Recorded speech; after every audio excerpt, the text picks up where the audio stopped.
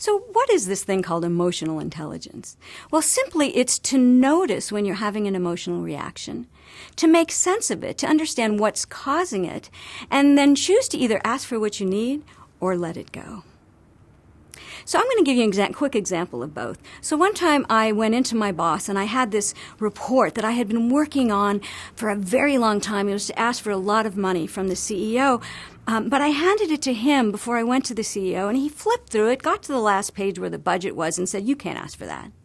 So, of course, my first inclination was to argue with him and say, "Of course I can." And we started into this, and then I remembered, notice what's going on and what's really the issue. Well, of course, the issue was I wanted him to look at my report and tell me how good I had done. So I said, you looked at it and you didn't give me any feedback. And he says to me, "You always do a good job. I need to give you feedback." Well, see, here is my chance to ask for what I need. I said, "Yes, I need some feedback." And he said, "Okay, I can do that, but you never tell me when I do a good job." And I realized that I hadn't managed up. But I was able to ask for what I needed and improve the relationship. Where another time I was at a board meeting and I was the head of a committee, and there was a woman that constantly interrupted me and would end up giving my report.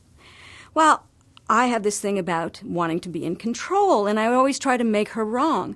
And then one day I realized, I said, okay, so what is it that's triggering this anger in me? She's not taking away my credibility. She's not taking away my control. Nobody listens to these reports anyway. And all she's looking for is attention.